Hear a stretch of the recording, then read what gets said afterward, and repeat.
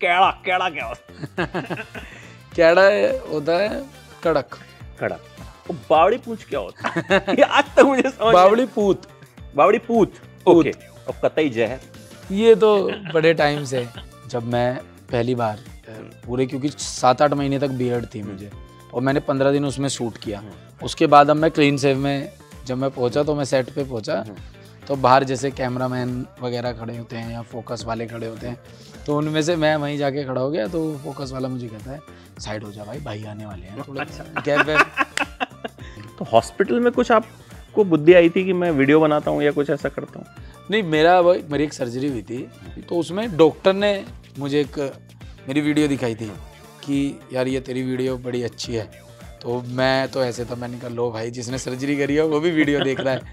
मैं ना मुखर्जी नगर में था, तो वहाँ पे मेरे 3-4 चाहने वाले खड़े थे और उसमें एक लड़का खड़ा था जो मेरी टीम के साथ अलग से खड़ा था।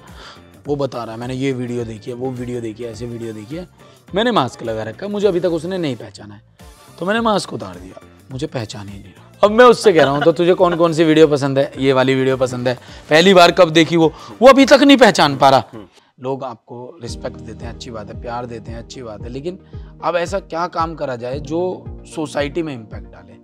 1000 बच्चे भी ये सोच ले कि इस वेब सीरीज को देख के चलो SSC क्रैक करते हैं, तो इसका इम्पैक्ट सालों तक रहेगा। यार दोस्त कह देते थे वीडियो बना, तो पर मैंने इसको करियर से शुरू नहीं किया था कभी। अच्छा। कि मैं इसमें अपना करियर बनाऊंगा, नहीं। कतई चालाक हो रहा है, होशियारी मार रहा है। एरोप्लेन को ऐसे फेंकते हैं, आपने तो गोल गोल घुमाया और गोले में डाल दिया। क्यों किया ऐसा? उस कैरेक्टर को अगर आप देखेंगे तो वो चारों अभी आपने, क्योंकि अभी एक ही एपिसोड आया है, तो आप चारों को जब थ्रू आउट देखेंगे ना, उस कैरेक्टर की खासियत ही है कि वो बात ही इतनी लॉजिकल करता है ना। जैसे कहता है कि स्पेसशिप तो गोल भी हो सकती है। वो पूरे थ्रू आउट पूरी जर्नी में ऐसे ही करता है, जैसे कि उसमें कल वो आउट ऑफ द बॉक्स भी एक चीज समझाता है। जब वो क्रॉस और जीरो बना रहा होता है, तो जीरो की वैल्यू है, वो पूरे के पूरे उसमें थ्रू आउट ऐसे ही लॉजिकल बात करता है। मतलब कम उम्र से ही वो काफी ज्यादा अपने आप में संजीदा रहा है चरित्र। तो जिनको समझ में ना आया हो मैंने क्या बोला है, SSC वेब सीरीज आई है अमित की, और उसका पहला एपिसोड आ गया है जो मैंने देख लिया है, बहुत शानदार है। उसी का ये डायलॉग है, तो सबसे पहले उसी के बारे में थोड़ी सी बातचीत हो जाए। SSC फुल फॉर्म बता दीजिए पहले तो। वैसे तो सबके लिए स्टाफ सिलेक्शन कमीशन, सबके लिए है, लेकिन आपने बदल दी ना। उसके लिए शिवशंकर चौधरी है। तो क्या कुछ शिवशंकर चौधरी इसमें करने वाला है? शिवशंकर जो SSC का पूरा जो कॉन्सेप्ट है, क्योंकि मैंने SSC का पेपर दिया था जिसमें मैं फेल हो गया था, तो उस समय से मुझे पता तो था कि बच्चे बहुत पेपर देते हैं। जैसे जैसे मैच्योरिटी बढ़ती गई, मुझे समझ आया यार ये तो लाखों में है जनसंख्या भाई, बहुत ज़्यादा है। और लोग उसके साथ फेलियर से घबरा जाते हैं, जब जैसी लाइफ में फेलियर आ जाते हैं घबरा जाते हैं। तो मेरे दिमाग में यही आया था कि यार फेलियर को कंबाइंड करके इतने सारे लोगों को मोटिवेट करते हैं कि फेलियर जरूरी नहीं है कि आ गया तो लाइफ रुक गई, लाइफ उससे आगे चलेगी, क्या पता उससे कुछ बेटर आपकी लाइफ में लिखा हो। और बात है शिवशंकर की, तो शिवशंकर इस पूरे की पूरी कहानी में सब कुछ बदलना चाहता है। सिस्टम से लड़ाई है उसकी, सारे उन इंस्टीट्यूटों से लड़ाई है जो बिजनेस कर रहे हैं, जो पढ़ाने पे कम ध्यान दे रहे हैं, बिजनेस पे ज़्यादा ध्यान दे रहे हैं, जो इन चीज़ों पर ज़्यादा ध्यान दे रहे हैं कि किस तरीके से अपनी मार्केटिंग वैल्यू बनाई जाए, ना कि किस तरीके से बच्चों की पढ़ाई की वैल्यू क्रिएट करी जाए। तो पूरे के पूरे उस सिस्टम के अगेंस्ट वो लड़ रहा है। पहले वो कैसे SSC की तैयारी कर रहा है, उसका सिलेक्शन होता है या नहीं है, फिर वो टीचर कैसे बना है, तो पूरी के पूरी 4 एपिसोड की कहानी है। तो ये कितने कितने गैप पे एपिसोड्स आने वाले हैं? पहला एपिसोड 12 को आने वाला है, आ चुका है। दूसरा 17 को आ रहा है। 17 के एंड में तीसरे की डेट अनाउंस हो जाएगी, तीसरे के एंड में। तो अभी एक हमें दूसरे एपिसोड की डेट पता है जो 17 तारीख को आने वाला है। तो पहला आ चुका है भाई, जल्दी से देख लीजिए। और 2-2.5 मिलियन क्रॉस भी कर चुका है। अच्छा, मैंने देखा जिस तरह की उसकी प्रोडक्शन वैल्यू है, जिस तरह से आपने उसको शूट किया है, तो आपने यूट्यूब पे ही डाला। आपको नहीं लगा कि जैसे आजकल तो OTT प्लेटफॉर्म्स पे लोग बेच रहे हैं अपनी वेब सीरीज की, कुछ उस तरह से करना था, या सोचा ही था कि यूट्यूब पे ही डालना है? ऐसे ही जैसे आपसे मैं बात कर रहा हूँ, ऐसे ही एक इंटरव्यू में मैंने ये बोल दिया था कि पहली अपनी वेब सीरीज मैं यूट्यूब पर दूंगा। तो मुझे लगा यार जुबान वाली बात है, जुबान खराब नहीं होनी चाहिए। नहीं तो जैसा उसका स्केल है, मतलब वो जितने टॉप OTT प्लेटफॉर्म्स हैं वहां पे भी जो कंटेंट आता है, दैट इज बहुत अच्छे स्केल पे बनाया। अच्छा, जब क्लीन शेव हुए थे आपने खुद को पहचाना? मैंने नहीं पहचाना, मैंने कहा ये कौन है, मैंने आवाज से पहचाना। इसका बड़ा एक फनी किस्सा है मेरे पास। जब मैं पहली बार पूरे, क्योंकि 7-8 महीने तक बियर्ड थी मुझे और मैंने 15 दिन उसमें शूट किया, उसके बाद अब मैं क्लीन शेव में जब मैं पहुंचा तो मैं सेट पे पहुंचा तो बिल्कुल स्टार्टिंग में मुखर्जी नगर की बात थी, बिल्कुल जो होता है ना एंटर ही करना होता है, तो बाहर जैसे कैमरामैन वगैरह खड़े होते हैं या फोकस वाले खड़े होते हैं, तो उनमें से मैं वहीं जाके खड़ा हो गया। तो फोकस वाला मुझे कहता है साइड हो जा भाई, भाई आने वाले हैं, थोड़ा गैप वैप दे दे यार, यहाँ खड़े हो गेट पे, बिल्कुल ही मेन गेट पे खड़े हो, साइड वाइड हो जाओ थोड़ा सा ऐसे करके। तो मैं उसको 1 मिनट तक देखता रहा कि इसको अब रियलाइज होगा, अब रियलाइज होगा, अब रियलाइज होगा। जब मैंने अपने मुंह से कुछ बोला कि कोई बात नहीं आने दे, मिल लेंगे, तो उसने मुझे 1 मिनट को ऐसे देखा, अच्छा भाई ये क्या है, क्योंकि एडीज टीम को और एक्टर को पता होता है कि नेक्स्ट क्या होने वाला है, डीओपी को भी पता होता है, पर उनको नहीं पता होता, जो फोकस कर रहे होते हैं, लाइट वाले होते हैं, उनको ये नहीं पता होता लुक क्या होने वाला है। उनको ओवरऑल लुक पता होता है कि सेट का लुक क्या होने वाला है, ये नहीं पता होता आर्टिस्ट जो आएगा वो किस लुक में आएगा। नहीं, मैं आपको सही बताऊं, जब मैंने अभी देखनी शुरू की तो मैंने कहा यार ये इन्होंने किसी और आर्टिस्ट को लिया है क्या, मतलब 30-40 सेकंड के लिए मुझे भी ये कंफ्यूजन हुआ कि यार अमित भड़ाना कहाँ है इसमें। तो फिर मैंने कहा अरे यार ये तो मतलब वो बिल्कुल आप उसमें पहचान में नहीं आ रहे हो एकदम। काफी, मैंने 22 किलो वजन घटाया। और फिर बाद वाले भी जो आपका लुक है उसमें आपने दाढ़ी बढ़ाई?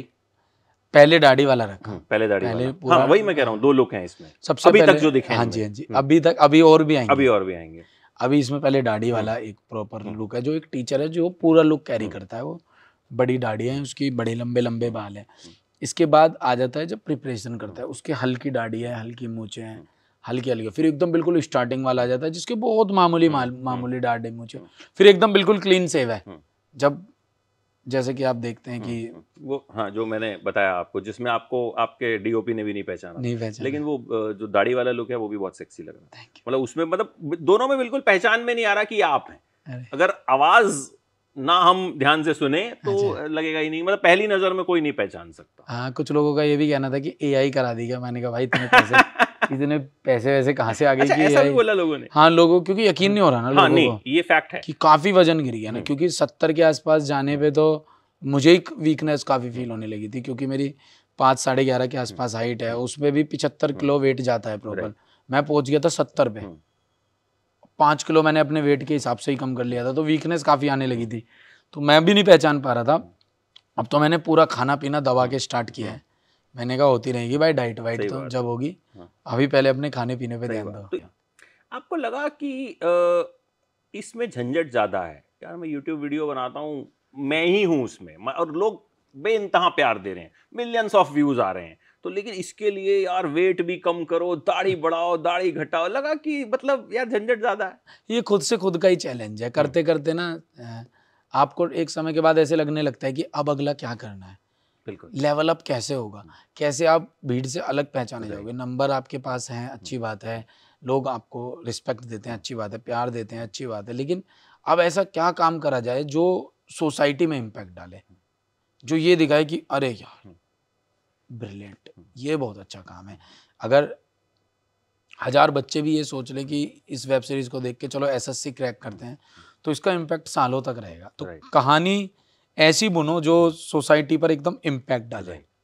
अच्छा, मैं मतलब बड़े टाइम से कोशिश भी कर रहा था कि आपके साथ बैठ के एक इंटरव्यू करूं, क्योंकि बहुत सारे हमारे व्यूअर्स कमेंट भी करते हैं, अमित भड़ाना का इंटरव्यू करो, अमित भड़ाना का इंटरव्यू करो। बाई चांस आप, क्योंकि अब मुझे पता चला इसी वेब सीरीज में बिजी थे, हमने कांटेक्ट भी किया तो पता चला कि वो शूट कर रहे हैं, तो बड़े सारे लोग बड़ी सारी चीजें आपके बारे में जानना भी चाहते हैं, कुछ पता भी है। मैं 1-2 आपके इंटरव्यू सुन रहा था, मतलब मुझे बड़ी हैरानी हुई कि जिस तरह से लाइफ को लेके आप उसमें बात कर रहे थे। एक बात आपने कही कि अगर हम नेगेटिव बातें करेंगे तो नेगेटिव लोग ही अट्रैक्ट होंगे जी। आपसे पूछा गया कि आपका कंटेंट ऐसा है, तो आपने कहा कि नहीं, मेरे जो व्यूअर्स हैं वो वैसे ही हैं, मेरे जैसे ही हैं जी।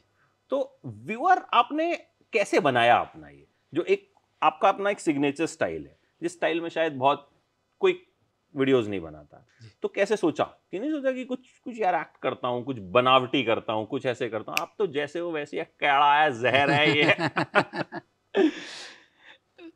अब इसका मैं क्या कह सकता हूँ, मेरी कह लो अपब्रिंगिंग ऐसी है, या मैं आदमी इतना सीधा हूँ कि मुझे मार्केट की परख ही नहीं है बिल्कुल भी, मैं आपको सच बताऊं तो मुझे पता नहीं होता। आप मुझे आज भी बैठ के बात करेंगे कि क्या चल रहा है, मुझे सच में समझ नहीं आ रहा होता, और लोग मुझसे उम्मीद कर रहे होते हैं कि तू बताएगा कि ये क्यों चल रहा है। मैं कह रहा होता हूँ यार मैं भी आपकी तरह ही हूँ, बस ये है कि मैं कंटेंट क्रिएट कर रहा हूँ, पर मुझे ये समझ नहीं है कि चलना क्या है या ऐसा क्यों चल रहा है, इसका रीज़न क्या है, इसकी बात क्या है कि इसकी बातें ज़्यादा हो रही हैं, नहीं पता होता। वो थोड़ा सा मैं इसमें भाग्य का बड़ा हाथ मानता हूँ कि आप जो चीज़ क्रैक करने जा रहे हैं, मुझे जैसे लोग स्टार्टिंग में बोलते थे आप गालियाँ दो, तो मैं कहता हूँ कितनी अच्छी बुद्धि पता नहीं भोलेनाथ जी ने मुझे दे रखी थी उस टाइम पे, कि मैंने उस स्टैंड पे अड़ा रहा कि यार मैं गाली नहीं दूंगा, और मुझे आज उसका बेनिफिट दिखता है जब लोग बोलते हैं कि भाई फैमिली कंटेंट है, सबके साथ बैठ के देख सकते हैं, मतलब हर एज वाले ग्रुप वाले आपको, हर एज ग्रुप वाले आपको पसंद करते हैं, 6-8 साल के भी, 20 साल के भी, 50 साल के भी, हर आदमी आपको देखना पसंद करता है, तो उसका ये फ़ायदा होता है। तो भाई मैं इसको थोड़ा ऐसे मानता हूँ कि आपकी ये डेस्टिनी है, ये ऐसे ही लिखी हुई है, ऐसे ही बनी हुई है, आपको नहीं पता होता। ये थोड़ा सा हो सकता है कि अपब्रिंगिंग में ये आ जाता है, जैसे हो वैसे ही रहो, क्या दिखाना। अब हम जब कॉलेज में भी पढ़ते थे तो बड़ा ऐसा फील होता था, बड़े लोअर मिडिल क्लास फैमिली वाले हैं यार, नहीं बन पाएगी बात, यहाँ तो बड़े अमीर अमीर आदमी आते हैं कॉलेज में, ये वो। तो मुझे ऐसे लगता था अमित देख तू इसको बदल तो सकता नहीं है इस चीज़ को, है ना, इसमें तो समय लगेगा, मेहनत ही बदल पाएगी इसको तो, लेकिन जैसे अब ये हैं इनको बता दो ना हम ऐसे हैं। अब आपने किसी, आपके एक दोस्त के पास बहुत अच्छी गाड़ी है और आपका दोस्त कह रहा है कल आपको गाड़ी लानी है, आपने सरेंडर कर दिया, आपने कह दिया भाई मैं नहीं ला सकता जीवन में गाड़ी, मेरे बस की नहीं है, कमाऊंगा खाऊंगा तो मैं ले आऊँगा, या मैं उसको एक झूठी आश्वासन दूँ, हाँ ले आऊँगा, देखता हूँ, कल करते हैं, नहीं, इससे बढ़िया आप जैसे हो बता दो कि भाई नहीं हो पाएगा, नहीं है यार बस की नहीं है, तू बता, मैं तुझसे भी नहीं कह रहा तेरी गाड़ी में घूमना है, तेरे साथ ही रहना है, नहीं, ऐसे ही हम बस में हांड लेंगे, लेकिन कोई दिक्कत वाली बात नहीं है, जैसे हैं वैसे बन के रहते हैं। तो अब ब्रिंगिंग का होता है थोड़ा सा। अच्छा, आपकी वेब सीरीज़ में एक अभी पहले एपिसोड में एक सीन आता है जिसमें एक तरफ आप घर में आते हैं, शिव शंकर चौधरी घर में आता है, दूसरी तरफ पिताजी घर में आते हैं, तो हाँ भाई, तो वो उसका चेहरा लटक जाता है कि अब कुछ बोलेंगे, वो कुछ तो कर ले, पहली अटेम्प्ट। तो आपका बचपन कैसा था? You lost your father in early age, आपके फादर ने भी अपने फादर को बहुत जल्दी खो दिया था, एंड चाचा जी ने सब कुछ देखा। हाँ, तो कैसा था वो, मतलब डांट मार कैसे पड़ती थी? ये वही जो भाई हम सबकी देसी परिवारों में होता है ना, छोटी छोटी बात देते थे पकड़ के, मतलब आपकी भाषा में। और देखें तो पिटाई नहीं है भाई, वो तो अत्याचार है, वो तो बहुत ज्यादा पीटा जाता है, वाइपर आ जाए, पाइप आ जाए, बल्ला आ जाए, बैट आ जाए, कुछ भी हाथ, कुछ भी ऐसी चीज हत्ते आ जाए जो एकदम से इसकी बॉडी पे सुटेबल हो सकती है, अभी लगेगी और घाव छोड़ के जाएगी। तो इस तरीके का बचपन रहा है मार पिटाई के हिसाब से तो, पर ठीक है, वो भी अपने आप में एक जरूरी होता है, क्योंकि अगर वो उतना कंट्रोल ना करके रखे तो हम तो बचपन से, हम में तो अलग अलग कीड़े हैं ना जीवन में, हम तो सब कुछ करना चाहते हैं, छोटी उम्र में सब कुछ बदलना चाहते हैं, वो रोक के रखते हैं कि रुक जा भाई सही टाइम आएगा। तो बचपन काफी मेरा हार्ड वर्किंग में भी बहुत गुजरा है, देखा जाए तो पेन में भी बड़ा है, लेकिन मैं उसको कहता हूँ भाई पार्ट ऑफ लाइफ है, अगर वो नहीं होता तो आज वैल्यू भी नहीं होती। आज एक एक चीज की वैल्यू है, आज रिश्तों की भी वैल्यू है, पैसों की भी वैल्यू है, अपने टाइम की भी वैल्यू है, और ये भी पता है कि किसके साथ कैसे रहना है, आपको वैसा नहीं होना है जैसा आपके साथ हुआ है। जो उन्होंने मेरे साथ किया है वो इसलिए हुआ है क्योंकि उनके साथ ऐसा हो रहा था, लेकिन अब हम चेंज हो जाएंगे, अब हमें पता है कि अब हम नहीं करेंगे किसी के साथ ऐसा। तो ऐसा काफी बचपन रहा है मेरा। तो जब आपकी बड़ी सारी सर्जरीज हुई थी तो हॉस्पिटल में कुछ आपको बुद्धि आई थी कि मैं वीडियो बनाता हूँ या कुछ ऐसा करता हूँ? नहीं, मेरी एक सर्जरी हुई थी, मुझे पथरी थी, तो उसकी सर्जरी हुई थी, तो उसमें डॉक्टर ने मुझे एक मेरी वीडियो दिखाई थी कि यार ये तेरी वीडियो बड़ी अच्छी है, तो मैं तो ऐसे था, मैंने कहा लो भाई जिसने सर्जरी करी है वो भी वीडियो देख रहा है। तो वो मैंने एक सीन एक परिचय गाने में लगाया था, तो काफ़ी लोगों को ऐसा लगता है कि वहाँ से मुझे आइडिया आया बनाने का वीडियो, नहीं, वो ऐसा था, वो डॉक्टर मुझे कह के गया अरे वीडियो तेरी बड़ी अच्छी है। तो मेरे लिए वो बहुत अच्छा मोमेंट था कि चलो भाई बेशक से इधर पड़े हैं, बुरी हालत में पड़े हैं, अभी 15-20 दिन लगेंगे ठीक होने में, लेकिन चलो ये मोटिवेशन आ रही है कि जिस डॉक्टर ने इलाज किया वो कह रहा है अच्छी वीडियो, डॉक्टर भी अपना फैन है बेसिकली ये। हाँ जी, वही थी। तो सोचा कैसे आपने कि वीडियो, क्योंकि जिस टाइम पे आपने बनाने शुरू किए उस टाइम पे शायद कोई सोच भी नहीं सकता था कि ये इतना बूम करेगा, इंटरनेट भी उस टाइम पे नया शुरू हुआ था। तो किस तरह से आपने सोचा कि चल ये काम करता हूँ वीडियो? 2016-15 में तो मैं डबिंग करता था, उसके बाद डबिंग करके मैं फेसबुक पर अपलोड कर दिया करता था। उसके बाद से मैंने 2017 में पहली बार सोचा, जब मेरी लॉ कंप्लीट हो गई थी तो मुझे वकालत के लिए जाना था। फिर मैं अगेन वही कहता हूँ भाई कि सब कुछ ऑलरेडी पहले से लिखा हुआ है, मैंने कुछ भी डिसाइड नहीं किया था, मैं तो बस चलता जा रहा था फ्लो के साथ। मुझे ये था कि मुझे ऐसा लगता था यार मैं किसी के अंडर नौकरी नहीं कर पाऊंगा, शायद थोड़ी प्रॉब्लम होगी।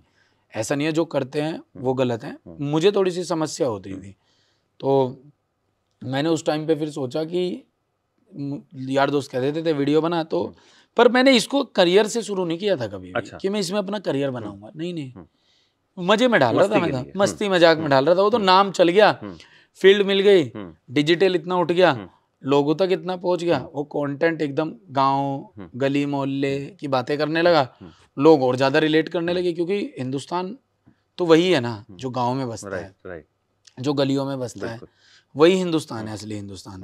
तो उन्हीं लोगों को बहुत रिलेट हुआ, बहुत रिलेटेबल लगा, वैसी गाड़ी फिर चल पड़ी। तो घर पे लोग आ गए थे कि आपके भतीजे के साथ फोटो खिंचवानी है? स्टार्टिंग में हो गया था ऐसा कि करानी है फोटो करानी है, पता नहीं था घर पे, आपको लग रहा था ऐसे क्या कर दिया पिटेंगे। तो पर फिर वो समझ गए, मतलब उनको लगा कि यार फोटो कराने आ रहे हैं, ऐसे तो कुछ तो अच्छा कर रहा है, वही है। तो वहां से फिर जो है मतलब आपने कहा कि भाई अब फिर तो खैर आगे आपका सफर चलता ही रहा, चलता रहा। फिर तो रुके नहीं, यूट्यूब पे और ना रुकेंगे अब। यूट्यूब पे अब तो खैर बिल्कुल भी नहीं रुकेंगे। अच्छा, अब जैसे आपने ये वेब सीरीज भी की, आपने तमाम तरह के वीडियोस बनाए, सबसे चैलेंजिंग आपको क्या क्या हिस्सा लगता है? कंटेंट क्रिएशन का सबसे चैलेंजिंग काम क्या लगता है? एडिटिंग बहुत डिफिकल्ट है। देखा जाए तो इसलिए एडिटिंग बहुत डिफिकल्ट है कि एडिटर की किस्मत कह लो या ख़राब किस्मत कह लो या क्या कह लो, कि उसको सारा डाटा लाकर जब दिया जाता है और जब वो कुछ कमियां बता रहा होता है तो उसको कहा जाता है अब इसको सुधार, मुझे नहीं, हमें नहीं पता, इसको ठीक कर। तो बेचारा, क्योंकि मैं एडिटर भी हूँ तो मुझे पता है वो पेन क्या होता है। जब मैं सीन को देख रहा होता हूँ ना, अरे यार ये ब्लर हो गया हल्का सा, या ये लाइटिंग यहाँ पर, ये क्लोजअप में अलग लाइटिंग हो रखी है, वाइड में अलग लाइटिंग हो रखी है, तो मुझे लगता है एडिटिंग बहुत डिफिकल्ट पार्ट है। उसके बाद सच बताऊं तो पूरा एग्जीक्यूट ही करना डिफिकल्ट पार्ट है। अगर आपने कुछ बहुत बड़ा सोचा है, अब आप एक वेब सीरीज लिख रहे हो जिसमें आपको पता है कि भाई 6 लुक तो दाढ़ी के ही चेंज होने हैं, तो जो बंदे होते हैं उनके ऊपर ही ऐसी रिस्पॉन्सिबिलिटी आ जाती है कि भाई सीन नंबर 10 में कौन से वाली दाढ़ी रहनी है।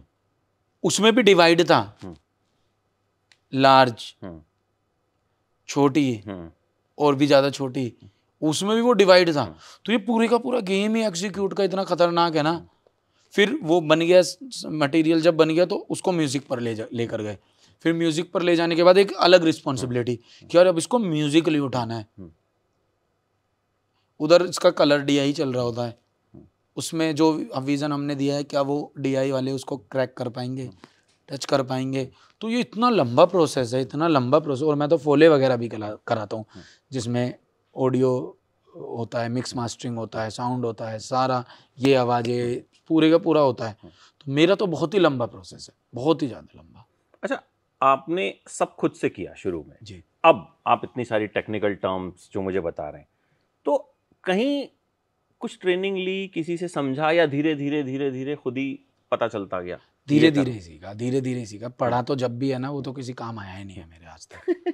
जब मैंने कॉलेज में स्कूल में जो पढ़ा है मुझे याद ही नहीं आता कि मेरे कहाँ काम आएगा। हालांकि वो ज़रूरी बहुत है, क्योंकि एक तो आपकी उसके लिए बहुत ज़रूरी है कि जब आप पढ़े लिखे वाली आपके दिमाग में सोच आ जाती है तो आप उन एक्टिविटीज़ से दूर रहते हो जो आपको नुकसान पहुंचेगी। पढ़ाई लिखाई का ये बहुत फ़ायदा है। लेकिन मैंने देखा कि लिखा हुआ मुझे कभी जीवन में इतना फ़ायदेमंद लगा नहीं। मैंने दुनिया से ज़्यादा सीख लिया, ऑब्जर्वेशन से ज़्यादा सीख लिया, देख देख के ज़्यादा सीख लिया।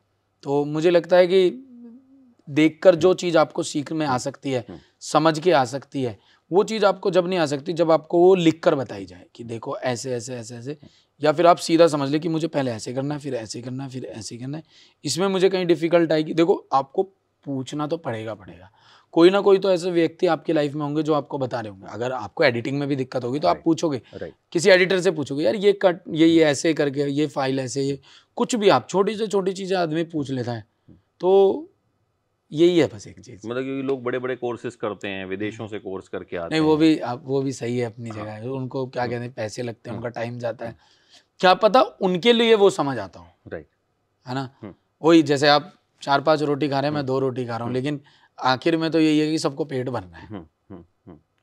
तो ये चारों एपिसोड आप रेडी कर चुके हो या अभी इसके प्रमोशन के साथ साथ उनका चारों रेडी हो चुके हैं? चारों रेडी है, बस अपलोड करने, बटन दबाना रह गया। अच्छा, बटन दबाना रह गया बस। तो ये स्ट्रेटजी क्या रही है आपकी कि एक हफ्ते में मैं रिलीज करूंगा? 5-5 दिन का गैप है, 5-5 दिन का गैप है। मतलब ये मैंने कभी यूट्यूब पर एक साथ डाला नहीं कुछ भी, 4 एपिसोड। तो वही मुझे बस डर था कि एक साथ नहीं डालूंगा, आराम से डालूंगा, कि पता नहीं लोगों का क्या रिएक्शन होगा, एक साथ 4-4 एपिसोड देख पाएंगे या नहीं देख पाएंगे, तो मुझे पता नहीं था।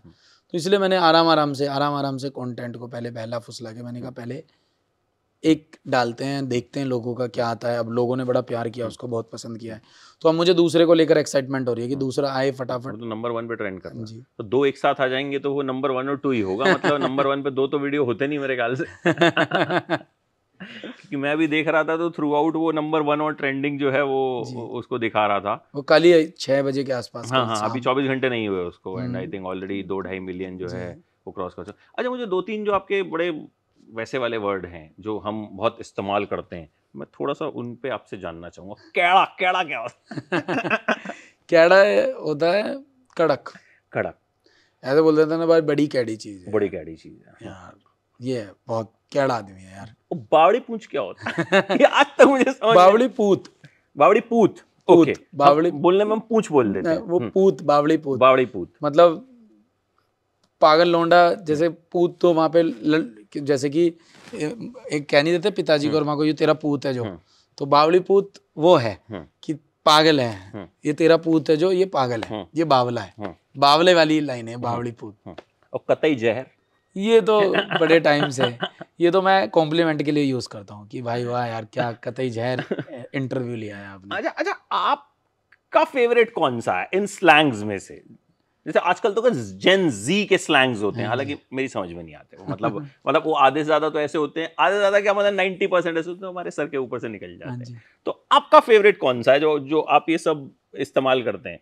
मतलब जेनजी वाले तो मुझे भाई आते नहीं, वो तो बिल्कुल ही अलग है। वो मैंने इसीलिए आपके वाले, अंग्रेजी भी बहुत है उसमें। तो मेरे तो ऊपर का टॉपिक, तो आज तक किसी से पूछता ही नहीं वो। मतलब आपके वाले तो हम इस्तेमाल करते रहते हैं ना, इसीलिए मैंने कहा। तो आपका फेवरेट कौन सा, या कौन से 2-3 हैं जो मतलब आपको मजा आता है कि यार कैड़ा? मुझे बड़े मतलब ऐसे बोल देना किसी को, भाई कैडी बात है, कैडी बात भाई बहुत बढ़िया यार, मौज कर दी।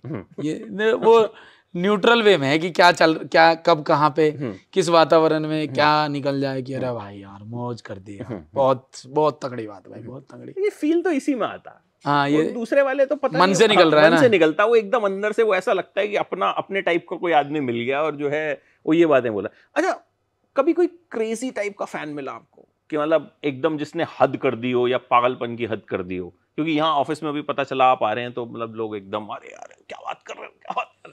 मुझे वो तो बहुत एक मोमेंट रहे, लेकिन एक अभी बहुत अच्छा मोमेंट, अलग ही मोमेंट हुआ है।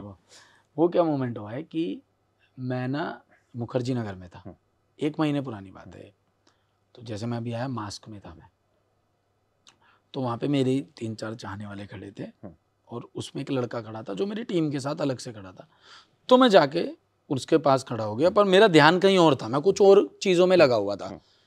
तो वो उससे बात कर रहा है, वो बता रहा है मैंने ये वीडियो देखी है, वो वीडियो देखी है, ऐसे वीडियो देखी है, मैंने मास्क लगा रखा है, मुझे अभी तक उसने नहीं पहचाना है।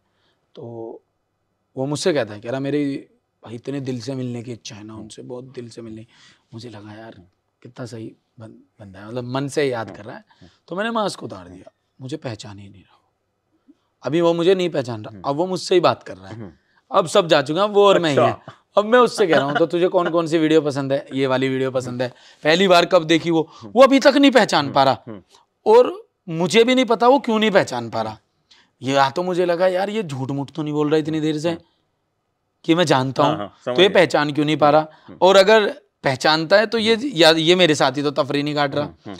तो पूरा हो गया, मैंने उससे 15-20 मिनट बात करी, वो मुझे नहीं पहचान पाया। अब वहाँ हुआ शूट स्टार्ट, और उसको क्योंकि उसने मुझे वो पसंद बहुत करता था वैसे, क्योंकि लुक इतने चेंज होते रहते हैं ना, तो वो पहचान नहीं पा रहा था क्या है। अब ना ये क्लीन सेव था, दाढ़ी थी तब मुझे। तो अब मैंने जब शूट स्टार्ट किया, उसको फिर किसी ने बताया ये अमित है। वो बेचारा इतने ऑकवर्ड मोमेंट में था, वो आया ही नहीं मेरे सामने। उसको अंदर से बुरा लग गया, उसको लग गया यार कि मेरे सामने थे और मैं पहचान नहीं पाया। और बातें मैंने इतनी ज्यादा कर ली उससे, तेरी कौन सी फेवरेट वीडियो है? भाई मेरी अक्षय कुमार वाली फेवरेट वीडियो है, उसमें मजा आ गया, मेरे दोनों फेवरेट साथ में थे। अब जैसे उसको लगा ये तो वही बंदा है जिससे मैंने बात करी है, तो मैंने उसको 2-3 बार हाथ भी करा। जब वो आए नहीं, वो मुंह फेर लेता था मुझे देख के इधर उधर, क्योंकि जहाँ हम शूट कर रहे थे वहाँ उसकी शॉप ही थी, तो जा इधर उधर सकता ही नहीं था वो। तो मैं उसको दुकान पे से बार बार हाथ करता था, आ जाने, कह रहा भाई मैं नहीं आ रहा, शर्मिंदा हो गया था, झेप रहा था कि वो मतलब अब जाके मैं किस तो ये आपका दाढ़ी वाला यही वाला लुक था? हाँ यही वाला लुक। तो उसकी गलती भी नहीं, वो ज्यादा हैवी था, वो ज्यादा हैवी था, मतलब उसमें आप अमित भंडाना लग ही नहीं रहे हैं, उसमें आप मतलब शिव शंकर चौधरी वही लग रहा है। तो उसमें मैं उसकी गलती नहीं निकालूंगा। अगर वो क्लीन शेव वाले में आपको डीओपी ने नहीं पहचाना, मैं खुद बता रहा हूँ, मैंने जब देखा तो मैं नहीं पहचान पाया, मतलब तो आई थिंक उस बेचारे की गलती नहीं है। और वो शायद होता है कई बार कि भाई आपसे किस उसको लगा हुआ किस मुंह से आगे बात करूंगा, या लेकिन प्यार है उस लड़के को मेरा पूरा, मेरी तरफ से। ऐसे बहुत सारे लोग हैं, आपको शायद अंदाजा भी नहीं होगा, मतलब आपके कमेंट्स के जरिए आपको पता चलता होगा, लेकिन बहुत सारे हैं। मतलब हमारे पास इतने कमेंट्स आते हैं कि आपका इंटरव्यू लो तो उसी से पता चल जाता है कि मतलब लोग कितना चाहते हैं। अच्छा भाई, जैसे आपको लाइफ का एक्सपीरियंस बहुत है, मतलब जिस तरह से बचपन भी रहा, तो जब कभी लो फील करते हैं, जब कभी हर इंसान फील करता है, ऐसा नहीं कोई कितना ही बड़ा आदमी बन जाए, कितना सक्सेसफुल हो जाए, तो आप खुद को कैसे मोटिवेट करते हैं, आप खुद को कैसे मतलब आगे बढ़ाते हैं कि नहीं यार मतलब करना? क्योंकि जाहिर है जितना बड़ा आदमी होता है चैलेंज उतने बड़े होते हैं। अब आपने एक वेब सीरीज बनाई है, अगली बनाएंगे तो चैलेंज है कि इससे ऊपर होनी चाहिए, तो वहां आप खुद को कैसे आगे लेके जाते हैं? मैं उसको हमेशा ये सोचता हूँ, लोग को तो मुझे, जब मैं लो फील करता हूँ तो मेरी तो एक ही स्ट्रेटेजी है कि ये समय बीत जाएगा। मैं इसमें बहुत विश्वास रखता हूँ, कैसा भी समय हो। आप कभी आजमा के देखना ये चीज़ कि कैसा भी समय हो, आज आपका बहुत बुरा जा रहा है ना, मॉर्निंग कुछ पता ही नहीं है अगले दिन क्या होने वाला है। कुछ ऐसा अच्छा हो जाता है, कल वाली बात आपको इतनी सी लगने लगती है, ये बात आपको इतनी बड़ी लगने लगती है, अरे यार ये है बात यार, मैं बेवकूफ यार उस छोटी सी बात को दिल पे लगा के अटका हुआ था। कभी कभी ऐसा हो जाता है कि इतनी बड़ी बात हुई होती है, आप सोचते हो यार इससे निकलेंगे कैसे, लेकिन जो आपके कर्म है वो निकलने का रास्ता बना रहे होते हैं कि कैसे निकालूंगा मैं तुझे यहाँ से।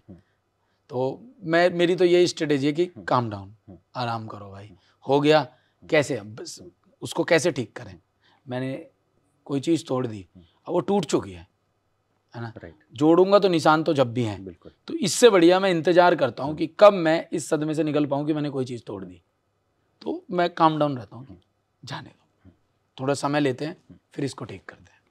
अच्छा, एक चीज़ हर आदमी जो कामयाब होता है या जो बड़ा बनता है उसके साथ हमेशा होती है, अक्सर होती है, कभी ऐसा हुआ कि कामयाबी सिर पे चढ़ी हो या आपको लगा हो कि मतलब बाद में रियलाइज हुआ हो कि नहीं मैं थोड़ा ज़्यादा हवा में उड़ गया था, या ऐसा कुछ हुआ? कभी हुआ लाइफ में? या आप मुझे तो कहते रहते हैं सब थोड़ा सा उड़ जाया करो। हाँ, ये पूछ रहा हूँ मैं, मतलब कई बार क्या होता है हमें, क्योंकि ऐसा कभी हमने सुना नहीं, कई बार होता है हमें खुद को रियलाइज होता है कि यार मैं शायद थोड़ा सा ऑफ ट्रैक हो गया इस चक्कर में। कभी लाइफ में ऐसा हुआ? नहीं, मेरी लाइफ में कुछ ऐसे तत्व है नहीं। मैं दारू मैं नहीं पीता, सिगरेट मैं नहीं पीता, नॉन वेज मैं नहीं, पार्टी मैं नहीं करता, दोस्त मेरे नहीं है। मेरे जो दोस्त हैं वो मेरे 15-15, 20-20 साल पुराने, वो मेरे साथ रहते हैं। तो आप ऑफ ट्रैक जब होते हो ना, जब आपसे नए लोग मिलते हैं और जो आपको बताते हैं ये करेगा तो और ज़्यादा बढ़िया बनेगा, या फिर जब आपको ऐसे लगने लगता है कि आपसे बेहतर कोई नहीं।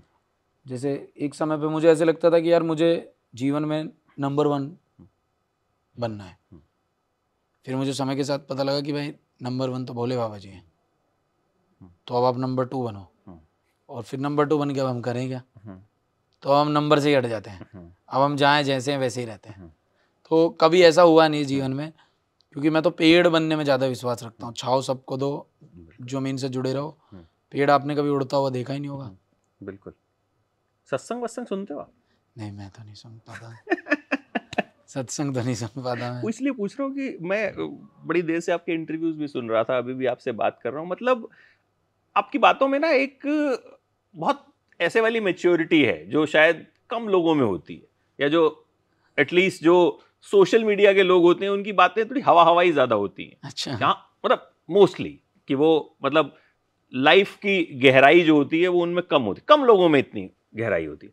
अच्छा, एक चीज जैसे आजकल एक ट्रेंड फिल्म वालों ने भी पकड़ लिया है कि वो किसी ना किसी बड़े यूट्यूबर को या बड़े इन्फ्लुएंसर को पकड़ लेते हैं और फिल्म में 1-2 सीन दे देते हैं, ठीक है, उससे उनकी फिल्म को चर्चा बहुत मिल जाती है जी। कि मतलब आपकी जाहिर है आपकी फॉलोइंग है सोशल मीडिया पे, और ये फैक्ट है कि जितनी फॉलोइंग शायद हमारे इन्फ्लुएंसर्स और यूट्यूबर्स की है वो शायद एक्टर्स की कई बार उतनी नहीं होती, रियल फॉलोइंग तो नहीं होती, क्योंकि हमने भी नोटिस किया। तो इस तरह का कभी आपके पास आया कि अमित भाई एक सीन कर दो या ऐसा कर दो, थोड़ा बहुत प्रमोट हो जाएगी फिल्म?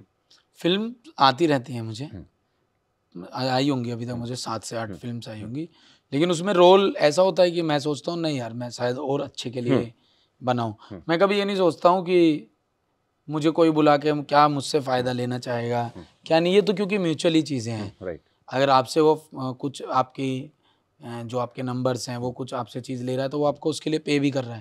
पॉइंट 1।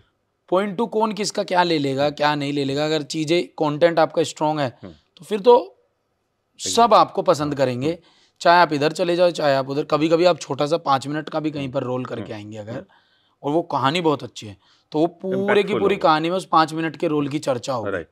तो मुझे आते हैं, लेकिन मुझे ऐसा लगता है कि अभी मैं इस चीज़ के लिए नहीं बना, इससे बेटर मैं कुछ कर सकता हूँ। तो आगे है कोई इरादा हाँ बिल्कुल है। का? और मतलब मुझे लोगों के साथ काम करना है, मुझे ये नहीं करना कि हमेशा मैं ही लिख रहा हूँ मैं ही डायरेक्ट कर रहा हूँ, नहीं।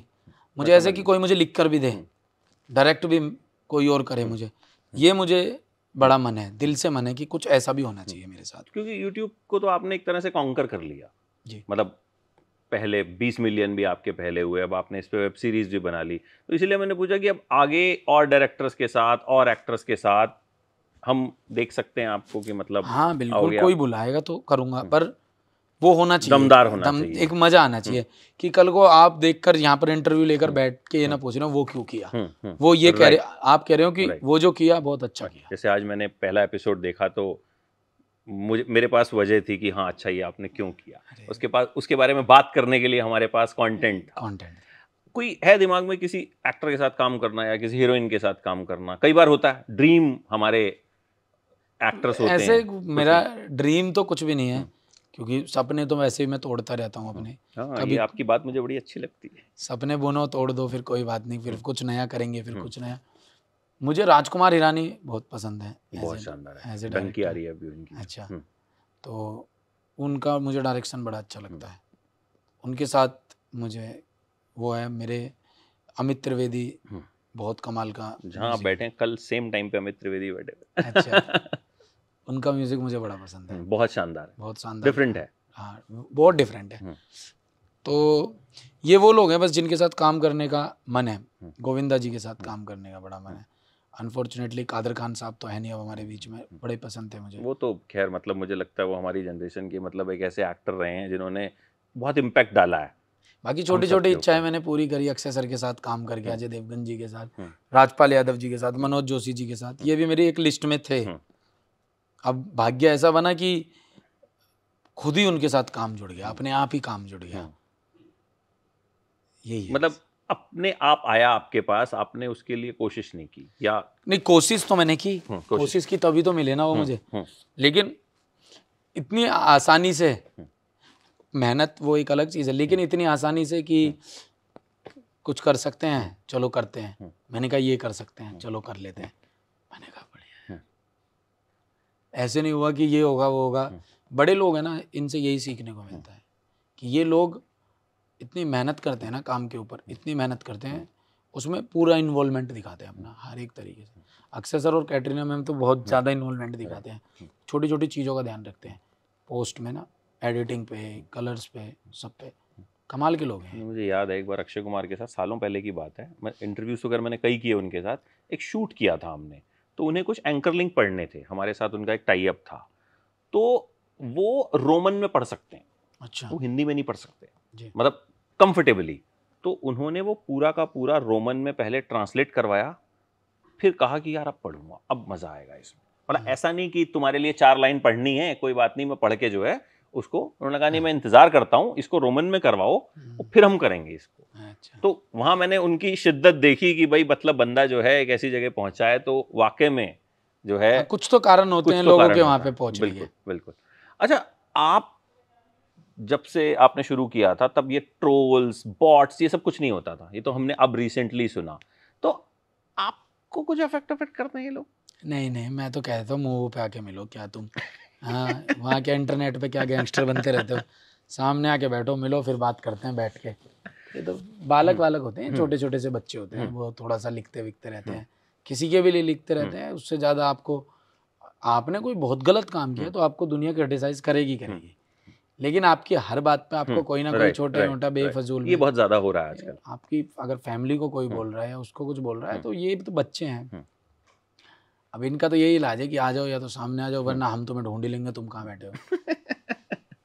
अच्छा, अमित भड़ाना हमेशा ऐसे देसी रहेंगे? कभी हम ये तो नहीं, मतलब इस तरह का कैरेक्टर देखेंगे कि भाई एकदम भाई चेंज होके और बिल्कुल अंग्रेजी वाला कैरेक्टर और वो उस तरह के में दिखेंगे, या जो भी करेंगे देसी अंदाज में करेंगे? रील में तो हो सकता है, जो कैमरा है कैमरा पे। रियल में तो बहुत मुश्किल है, ये तो आ ही नहीं सकता। रियल में तो नहीं आ सकता, इंग्लिश ही नहीं आती मुझे। मुझे पता ही नहीं है क्या होता है अंग्रेजी इतनी मेरी तकड़ी है नहीं, मैं उसको समझ लूँ वही बहुत है। मेरे सामने कोई वैसे ही इंग्लिश में would have been, should have been कह देता, मैं वैसे ही डर जाता हूँ। मैंने कहा कहाँ से आ गए, ये तो वर्ड बने ही नहीं। आज कोई इंग्लिश इंटरव्यू तो नहीं है ना? नहीं, मैं इंग्लिश दूंगा ही नहीं भाई, मैं मना मैं तो मना कर दूंगा। मैं तो कह दूंगा जी मैं भावना अपनी रख सकता हूँ, आप इसको अंग्रेजी में पिरो दो।